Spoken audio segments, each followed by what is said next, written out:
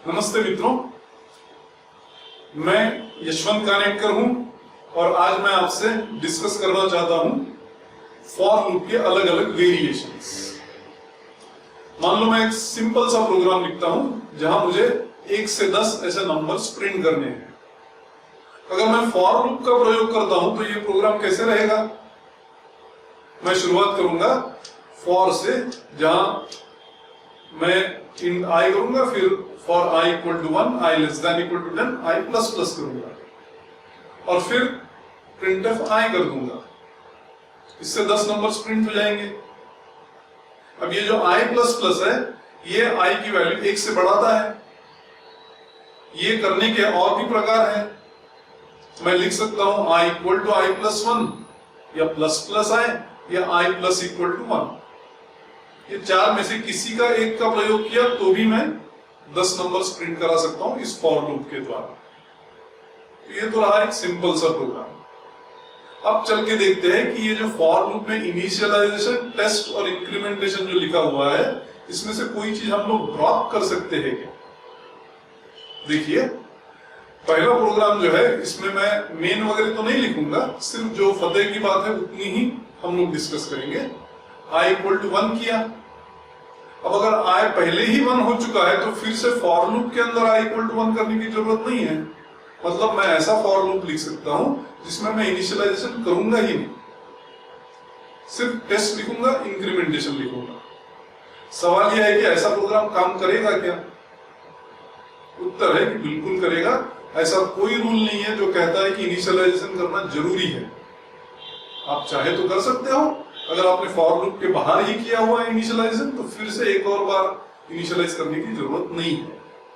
तो ये for loop बिल्कुल चलेगा। एक और देखते हैं जिसमें मैं फिर आई इक्वल टू 1 करता हूं और अब की बार मैंने फॉर लूप में क्या किया है?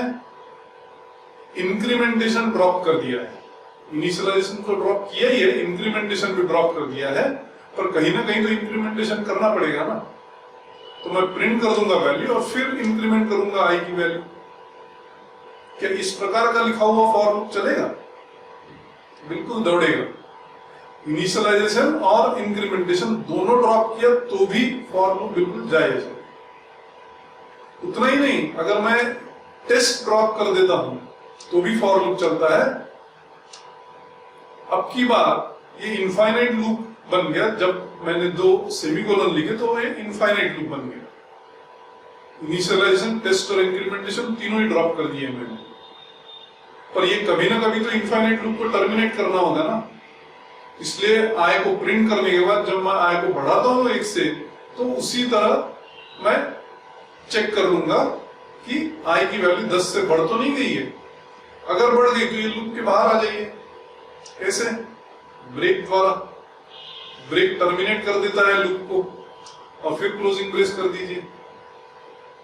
ये भी लूप 10 टाइम चलेगा और बराबर नंबर्स 1 to 10 प्रिंट हो जाएंगे। तो ऐसा जब इंप्लीमेंटेशन करते हैं हम लोग फॉर लूप्स का, उसे कहा जाता है पार्शियल फॉर लूप। मैं इनिशियलाइजेशन ड्रॉप कर सकता हूं, इंक्रीमेंटेशन ड्रॉप कर सकता हूं, कंडीशन भी ड्रॉप कर सकता हूं। क्या मैं प्रिंटफ और आई प्लस प्लस को एक स्टेटमेंट में लिख सकता हूं? अगर मुझे ऐसा करना है तो मुझे लिखना होगा प्रिंटफ %d आई प्लस प्लस। आई प्लस प्लस की प्लस प्लस आई। अब हमें पता है कि प्लस प्लस अगर बाद में आता है तो इंक्रीमेंटेशन बाद में होता है। पहले प्रिंटिंग होगा, बाद में इंक्रीमेंटेशन होगा, जो कि मुझे चाहिए। उसी प्रकार आई प्लस प्लस और इफ आई ग्रेटर देन 10 है। अगर मैं चाहूं तो इन दोनों को भी कंबाइन कर सकता था, और अगर ऐसा मैंने किया तो पहले इंक्रीमेंटेशन होना चाहिए और बाद में कंडीशन टेस्ट होनी चाहिए। इसलिए मैं लिखूंगा if plus plus I greater than 10। तो जब कंबाइन करते हो आप, तो ध्यान रखिए कि आई प्लस प्लस यूज करना है या प्लस प्लस आई करना है। प्रिंटफ के साथ आई प्लस प्लस करना पड़ेगा। अगर इंक्रीमेंटेशन और कंडीशन कंबाइन की तो प्लस प्लस आई करना होगा। तो ये हो गया पार्शियल फॉर लूप का डिस्कशन।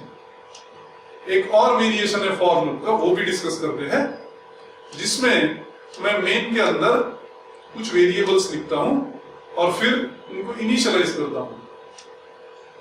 फिर फॉर लूप लिखता हूं k equal to 1, k less than equal to 5, k plus plus, और इसमें कई सारी स्टेटमेंट्स लिख सकते हैं हम लोग। उसके बाद i को इंक्रीमेंट करता हूं 2 के स्टेप में, और j को इंक्रीमेंट करता हूं 4 के मल्टीपल में।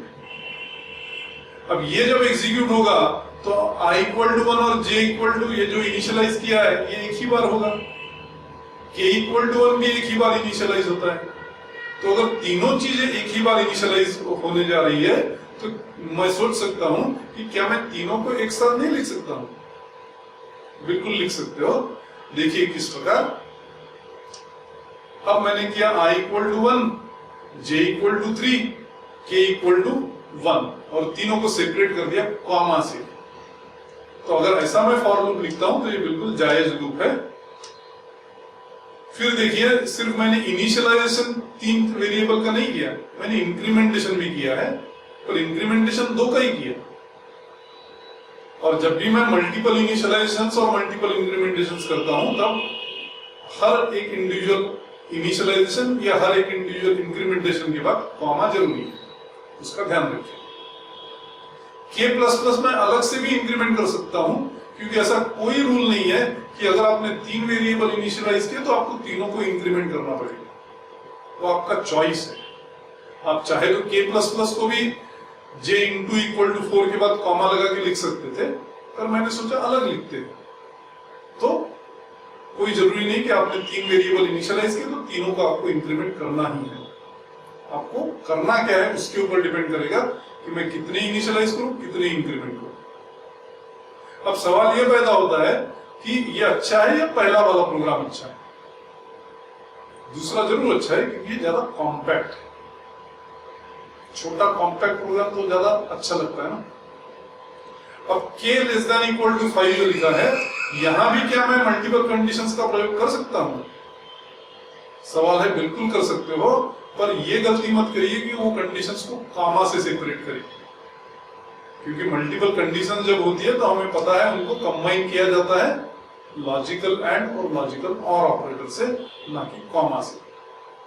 मल्टीपल इनिशियलाइजेशंस में कॉमा का प्रयोग करिए, मल्टीपल इंक्रीमेंटेशंस में कॉमा का प्रयोग करिए, और मल्टीपल कंडीशंस अगर लिखी तो ध्यान रखिए कि उनको आप एंड और से कंबाइन करोगे। तो ये हो गए वेरिएशंस ऑफ फॉर लूप।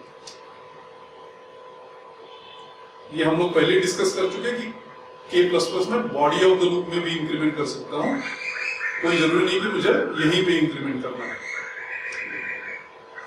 धन्यवाद।